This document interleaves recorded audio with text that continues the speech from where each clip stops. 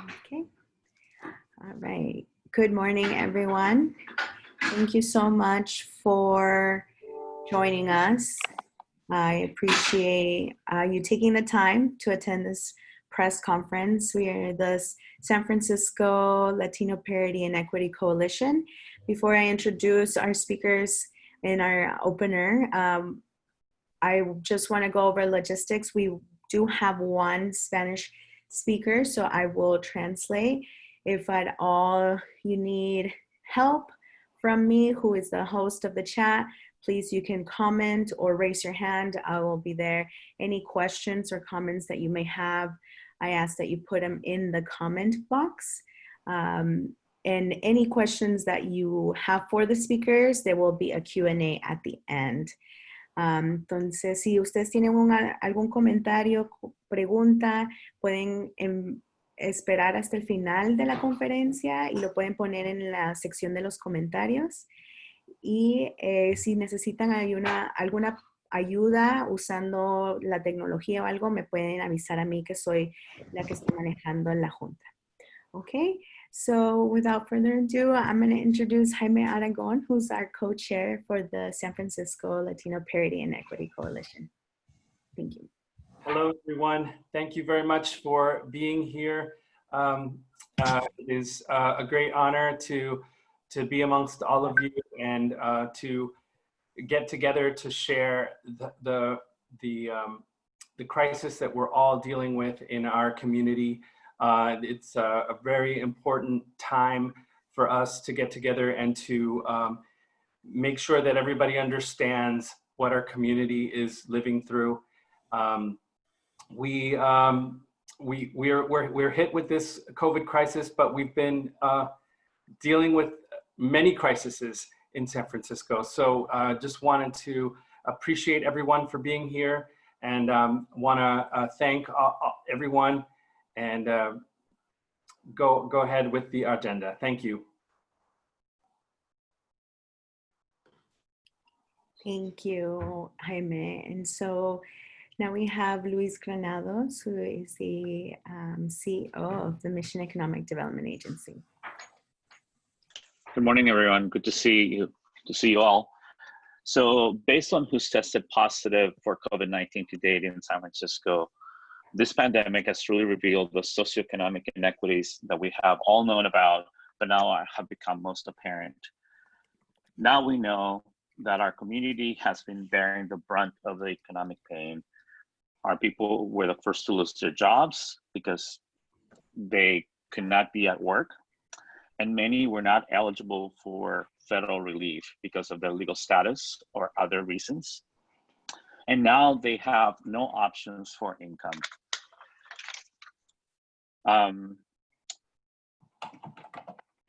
At the same time, as they show up to work every day, those who have jobs, they have essential jobs, and they are at risk of infection every time they show up for work. So they're coming home to seriously overcrowded conditions, not being able to self-isolate, and infecting those family members around them.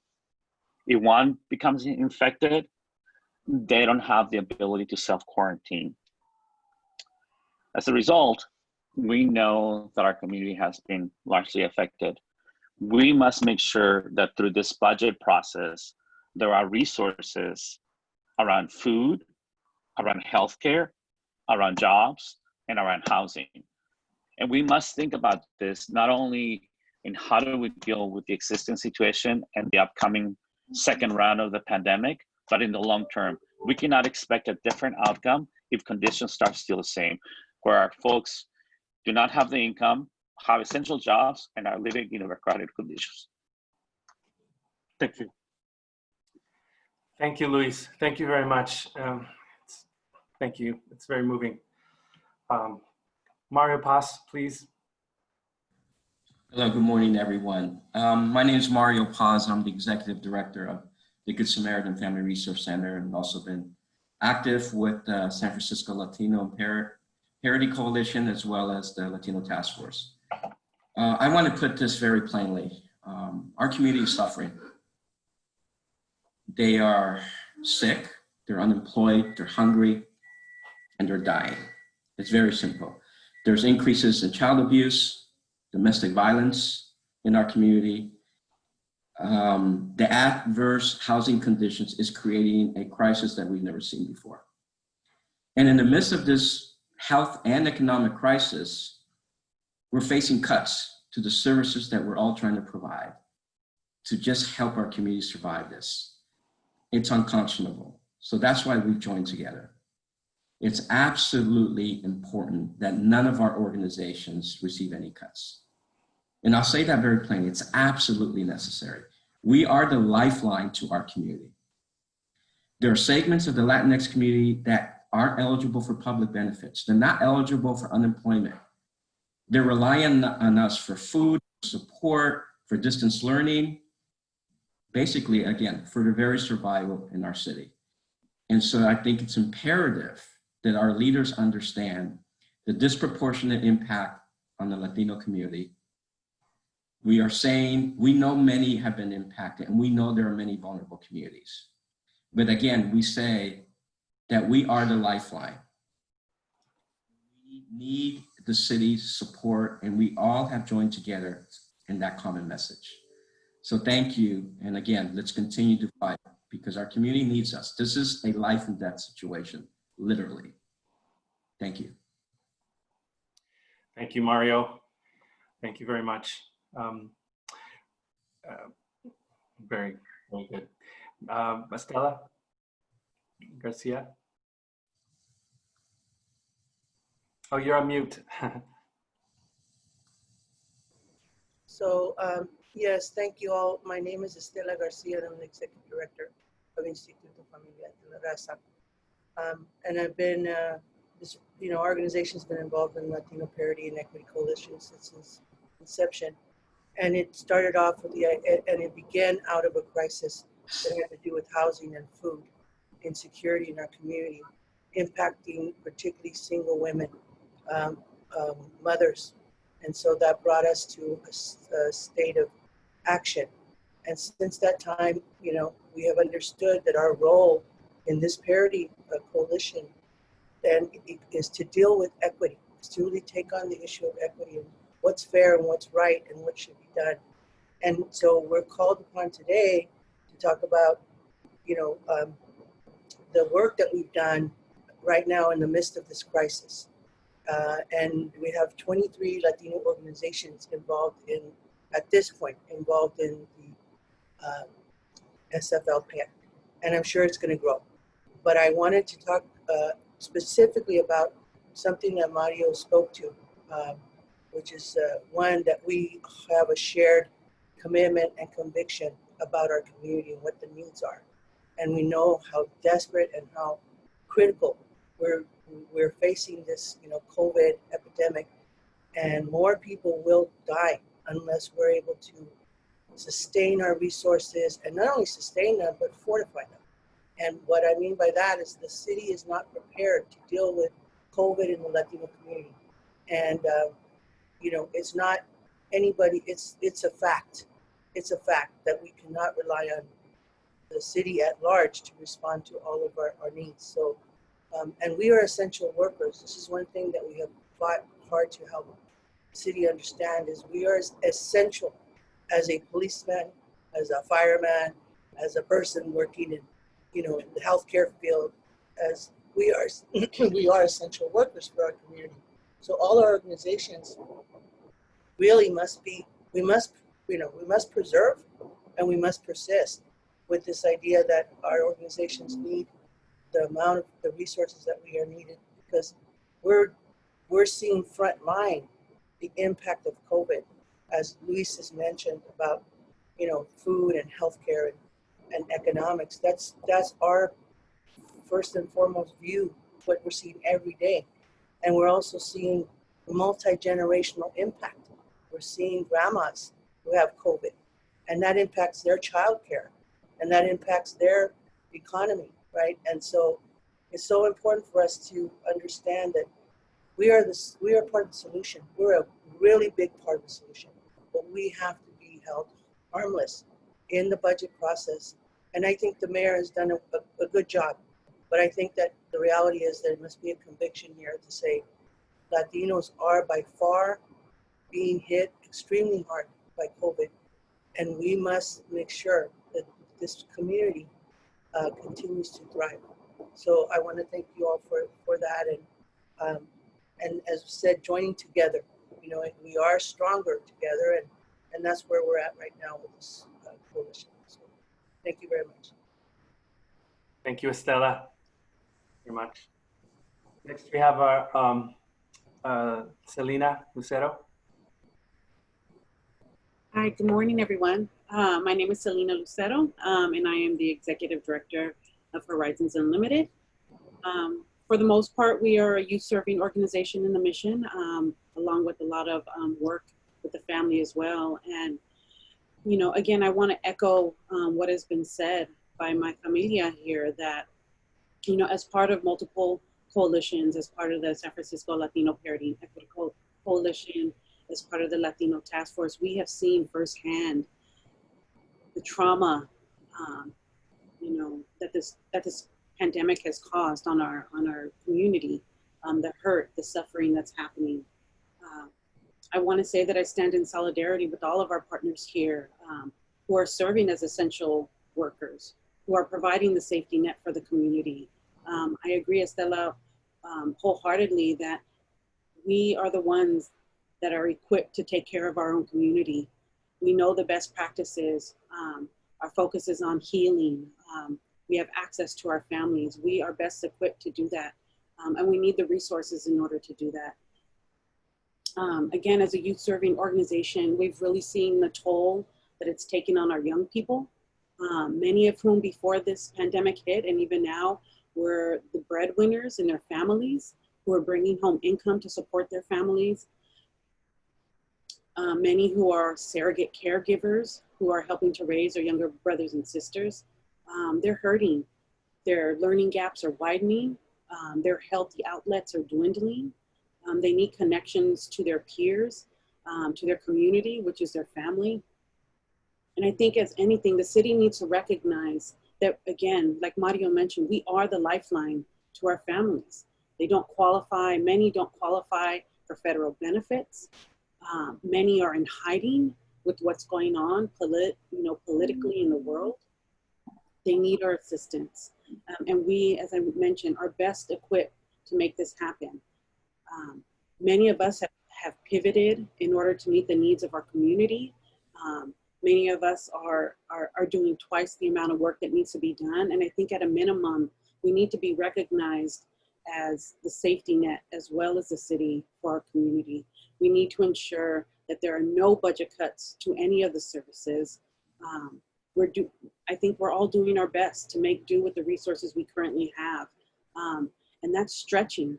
It's stretching our staff. There's burnout, but we are standing strong. We are staying committed to the services that our community needs. But along with everybody, at a minimum, there cannot be any cuts to our organizations. Our families depend on us. For many of them, we are all they have. And if these lifelines are cut, they will have nowhere to go. So I want to implore the city to hear this. This is a community of organizations that have worked together, that know our community, that know our needs, that are on the front lines. We need the resources in order to do our work. Thank you. Thank you, Lucero. Thank you so much.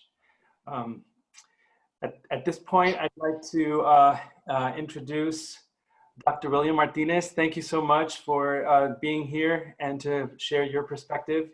If you could, Dr. Martinez comes from UCSF Latinx Center of Excellence. Thank you so much. Yeah, thank you all for having me, and I'm honored and humbled to be around such great colleagues today doing great work in the community. I'll say a little bit, I'm a psychologist. I work at San Francisco General and a professor at UCSF, and I'm here representing the Latinx Center of Excellence at UCSF. I want to speak on the importance of our collaborations with CBOs that are on this call, and in the work, and as many of my colleagues here have said, the devastating impact that COVID-19 has had on the Latino community in San Francisco, and as well as the need that we're going to have for recovery efforts, both medical recovery from COVID-19 for folks who've tested positive, but the families and communities that are now devastated through this, and the amount of stress and whatnot that's happened on these, and the need for basic housing, food, and other needs. And especially I want to talk about our immigrant community and their needs around this, and the specific impact that these CBOs can have on that. So I want to highlight 3 examples of collaborations that we've had with CBOs. First, we've been collaborating with the Mission Economic Development Agency, or MEDA, Instituto Familiar en Calle 24, to bring information to the community through Facebook Live events.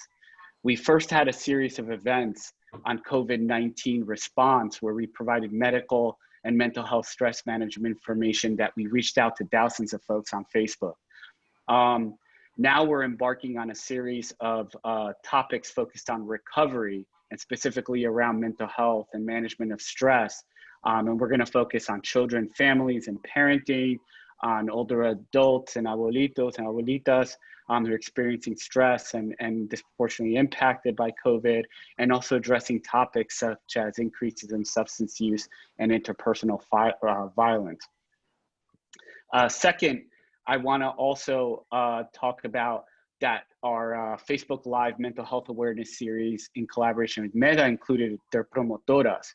And they've been instrumental in really bringing us the information on the various needs of the community, not just basic needs around housing, food, mental health, and immigration, but really how this work has been impacting them, and all the stress and time, as folks have mentioned on this call, people are working double time, triple time, and trying to figure out how to meet all these needs. So we're helping work in a trauma-informed way with them, teaching them some stress management techniques for themselves to keep them healthy and well, so they can provide this much needed work to our community here.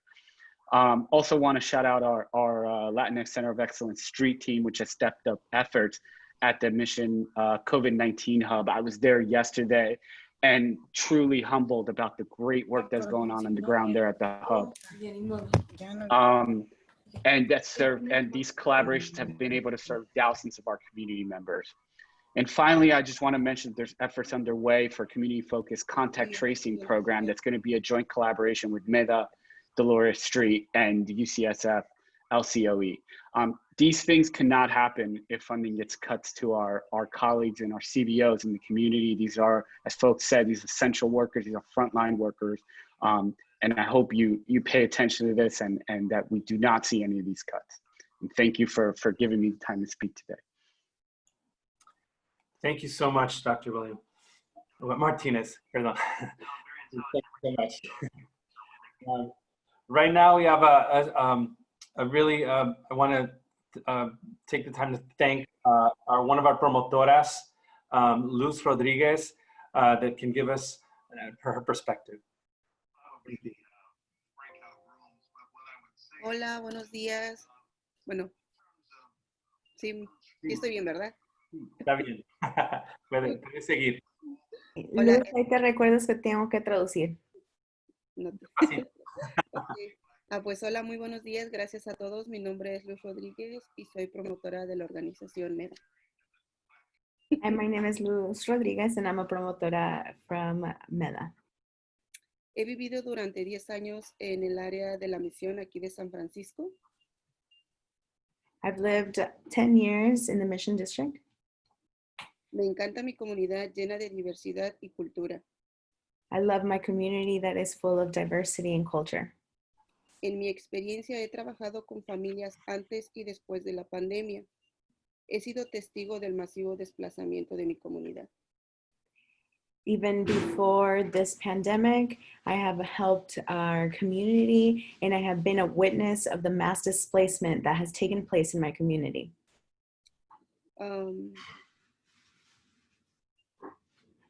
Permítame tantito que me dio. Como les digo, he trabajado durante ese tiempo con nuestras familias. He visto cómo nuestra comunidad ha sido afectada desde los negocios que nos proporcionan un ambiente familiar y lleno de cultura. I have worked, as I mentioned, with our community for a long time, and I've seen the impacts of displacement and the impacts that my community has been suffering from the displacement of businesses, the businesses who serve our community. Estos negocios nos proporcionan y nos generan empleos y a la misma vez genera un alta en la economía a nuestra hermosa ciudad. Our businesses help our community thrive, they generate income, and they help with the diversity of our community. También he sido testigo del desplazamiento de todas nuestras familias y las altas rentas en los últimos años. I've also been a witness of the increase of rents that has resulted in the displacement of many of my neighbors and community members. Nuestra ciudad necesita más espacios que sirven a nuestra comunidad, tales como son negocios que sirven para generar empleos a nuestras familias. So this city, more than ever, needs to support everything from businesses, right, that continue to help our community thrive, to all of these other services that help my community thrive. Y otra de ellas es agencias comunitarias que ofrecen sus servicios a toda nuestra comunidad más necesitada. Other things that play a crucial role in my community are community-based organizations that provide services to our community. Yo en lo personal me he beneficiado de muchos de estos servicios. Estas agencias no solo nos proveen servicios, también nos capacitan para ser líderes. I myself have benefited from this community organizations and have received services that have provided not only needs for me and my family, but have also helped me develop my leadership skills and myself as a leader. Y yo soy un ejemplo. Me siento tan afortunada de que nuestra ciudad cuente con estas organizaciones. I am an example, and I am an example for the city on how crucial the community-based organizations are. Necesitamos más servicios y que la ciudad apoye a nuestras agencias y que les provee más fondos para que nuestras familias se sigan beneficiando de estas agencias, a donde a veces nuestras familias o estas oportunidades no llegan a ellos. We need these services, and that's why I asked the city that they continue to fund these community organizations, to continue to fund these services that help our communities meet their basic needs and reach people that may not otherwise have access to services. Quiero agradecerle a todos y cada una de estas agencias que apoyan a nuestra comunidad, a todas las promotoras, a todas las personas voluntarias que hacen un trabajo increíble, porque sabemos que andan trabajando fuera y ahorita con esta pandemia para poder proporcionar todos este tipo de servicios a nuestras familias que lo necesiten. I want to thank all of the organizations here, and I want to thank the promotoras that are across all organizations and all those volunteers who are currently putting overtime and extra time out in the ground, exposing ourselves during a pandemic as essential workers and to provide services and meet the basic needs of people. Okay, sin el trabajo de ustedes y sin el apoyo de nosotras también, entonces nuestra ciudad no tendría los servicios y nuestras familias estuvieran más necesitadas que antes. Entonces necesitamos más apoyo para nuestras agencias y que nos proporcionen la ayuda necesaria para estas familias. Así que les pedimos que apoyen y mantengan a nuestras agencias activas. thanks to the work that these organizations do and thanks to the work that we do as promotoras is why the city has been able to provide the resources that our communities need that would otherwise would be even more with more needs, right? So I ask that we support our community-based organizations to continue to be funded because they are necessary for our communities. Gracias, y sí se puede. Y un aplauso para todos ustedes. Yeah, thank you. Yes, we can. And a big applause for everybody here. Gracias, Luz.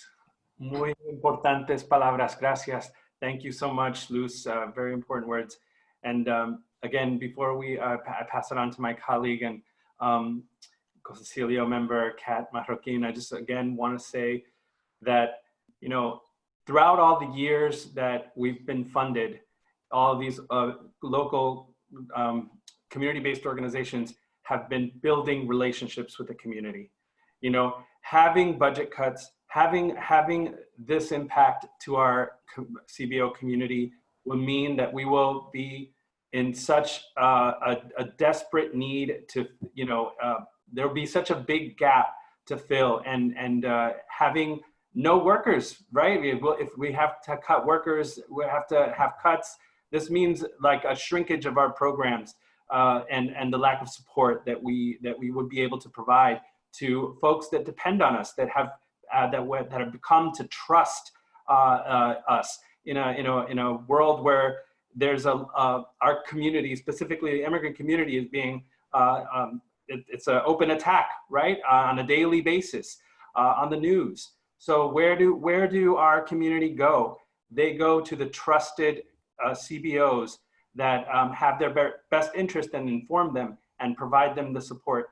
You know, this is our community is very resilient, but they need support. They need support. So with that, I'm gonna hand it over to Catherine. Thank you, Jaime. Hello, everyone. My name is Catherine Marroquin, and I'm the Senior Director of College Access and Success at Mission Graduates, and I'm also a Concilio member with the SFLPEC. And I just want to thank all the speakers for being here today, for being so passionate, dedicated to our community, for all the love that was really shown here today, because really at the end of the day, that's what it's about. We do this work for the love of our community and the service of our community. And so we appreciate everyone speaking up today. And I would like to also just read again the demands that we have for the mayor and city hall in terms of our what we need. So we would like to keep our community-based organizations whole by not cutting their budget allocations, allocate sufficient resources to CBOs in order to sustain the ability to continue to serve as first responders for essential workers during COVID-19, and plan to fund recovery for our community to ensure that a vulnerable and highly impacted population can recover from COVID-19 disaster. And we also stand with our brothers and sisters in other systematically underserved communities that are also fighting for their organizations not to be cut. They are also in the same boat as us, and they are very passionate about their communities as well as we are. And so I just wanted to make sure that we state that we are also standing with our other brothers and sisters in this fight to save our communities, to be there in response to our communities and continue to be the lifeline in many cases for our families. So with that, I would like to open it up for questions and comments, or for anyone now at the floor, and I can also hand that over to Lucia if that's where we want to go. But please, if there's any questions or comments, you can do those now. Hi, Lucia. Cecilia. Selena, perdón, Selena. That's okay. You know, one thing I think that's important to stress is that, you know, as CBOs, we know how to make a dollar stretch. We are the cost-effective measures that the city really needs. When I look at it, we are the dollar of prevention that saves $100 of treatment when you look at it. And I think that's the analogy that the city really needs to look at. We are nimble, we are united, we are connected with each other. We know how to get the right type of services and the right dosage to our families. And the work we do is collective impact work. It complements each other, it builds on each other.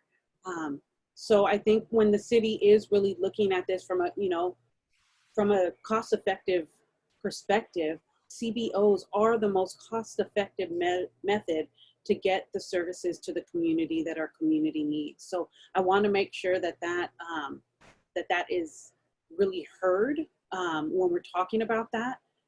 We could do a lot with the amount of funds that we have, but we need to be kept full in order to do that. Thank you, Selena. I just want to reiterate if there are any questions. I know there are some members of media here, so please feel free and make sure that you ask now.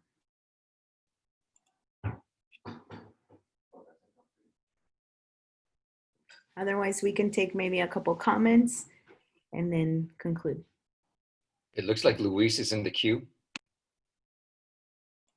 Yeah, I think this request is really, really important. I think we all need to stand behind it and actively speak to that with everyone that we talk to in the city. I also think that, so in today's call at 2 o'clock, there's gonna be a call to have a face-to-face meeting with the mayor about this request. I think we need to have direct dialogue with Mayor Breed, so to make sure that she understands our perspective. So I encourage everyone to be part of the 2 o'clock call to support that request for, again, a Zoom face-to-face meeting with her. Thank you. Thank you, Luis. And Mario? Yes, thank you.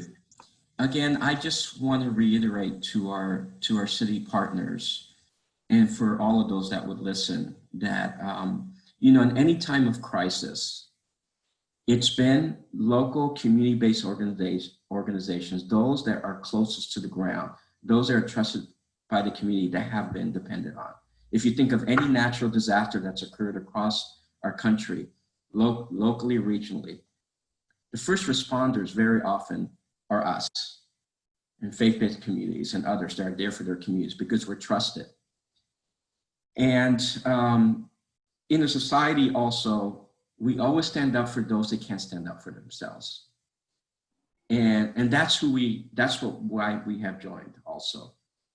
It's completely appropriate to say there are many vulnerable communities in our city right now that are living a crisis. And it's completely appropriate to say we need to support them. They need to be prioritized because they only have us. So I just say to our city partners, please do your best not to cut the resources that we are all providing. They're essential, they're critical, and again, in some cases, they're a matter of life and death. So again, thank you. Thank you. And if there are any, we are available for any media requests afterwards, but if there are any media requests, you can contact Christopher Hill, who is our Associate Directors of Communication here over at MEDA. And I am going to drop his email on the comment box.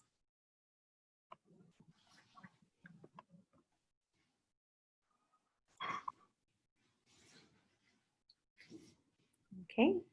Well, muchas gracias a todos. Thank you all for your time and energy as we ask for no budget cuts to any of our CBOs or community-based organizations.